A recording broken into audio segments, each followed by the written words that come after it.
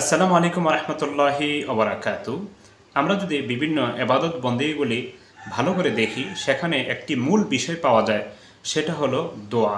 তাই তো নবী সাল্লাল্লাহু আলাইহি সাল্লাম বলেছেন, দোয়াই হলো ইবাদত।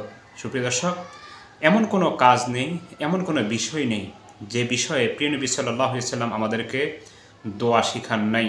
বিশেষ করে নিজের হেফাজতের, নিজের পরিবারের হেফাজতের, নিজের অর্থ সম্পদ হেফাজতের, নিজের ইজ্জত আবরু হেফাজতের জন্য তিনি অনেক দোয়া বলে দিয়ে গিয়েছেন।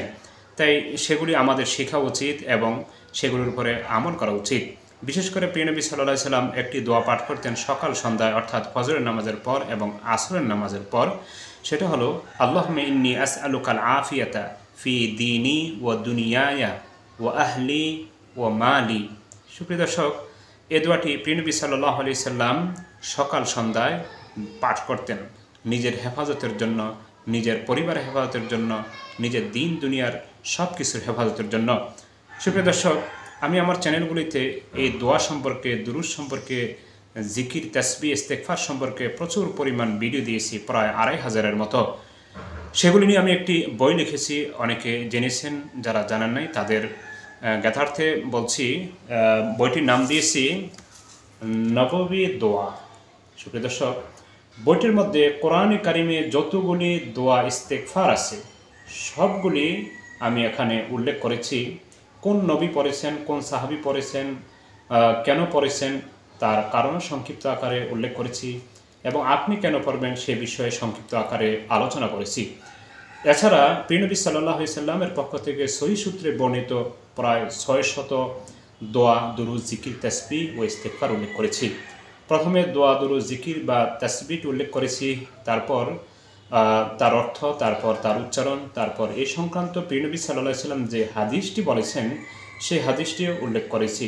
হাদিসটির বাংলা অনুবাদ করে দিয়েছি এবং হাদিসটি কোন কিতাবে কত নম্বর পৃষ্ঠা অথবা কত নম্বর হাদিসে আছে সেটাও উল্লেখ করে দিয়েছি এবং হাদিসটি সহিহ কিনা সে বিষয়ে আলোচনা করেছি।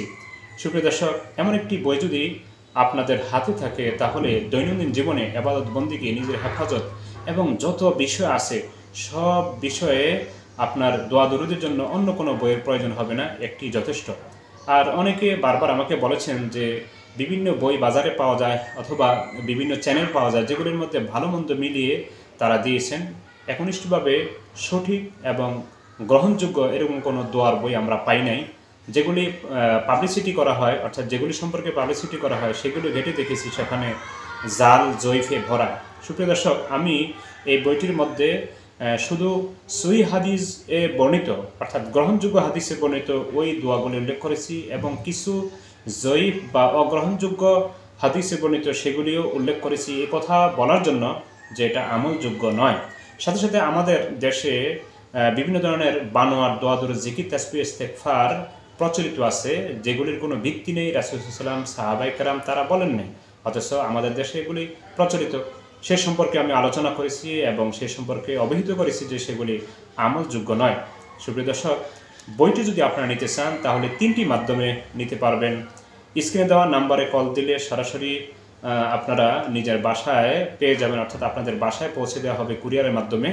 আরেকটি মাধ্যম হলো যে রকমারি.com, গুগলের মধ্যে, সেখানে আপনারা সার্চ দিয়ে বইটি পাবেন। আর আরেকটা বর্তমান মাধ্যম হলো যে 21শে যে বইমেলা চলেছে, সেখানে তৃণলতা প্রকাশ, স্টল নং 401-2, সেখানে গেলে বইটি পাবেন। এছাড়া বাংলা বাজারেও পাবেন, ইসলামিয়া লাইব্রেরির অপোজিটে আপনার তৃণলতা প্রকাশ, সেখানে পাবেন। সুপ্রিয় দর্শক, আশা করি বইটি আপনারা সংগ্রহ করবেন। এরকম একটা বই একটা ঘরের মধ্যে, বাসার মধ্যে রাখলে আর অন্য কোনো এই ধরনের বইয়ের প্রয়োজন হবে না। আর আপনি এই বই দেখে আমল করলে নিশ্চিতভাবে আমল করতে পারবেন যে এটা নিয়ে কোনো সন্দেহ নেই এবং কোনো বানোয়াট না, এবং কোনো ওই অমুক হুজুর বলেছে, অমুক আলেম বলেছে, যার কোনো ভিত্তি নেই, এই ধরনের কোনো আমল থাকবে না, এটা আপনি নিশ্চিত থাকতে পারবেন। আশা করি আপনার বইটি সংগ্রহ করবেন। আসসালামু আলাইকুম।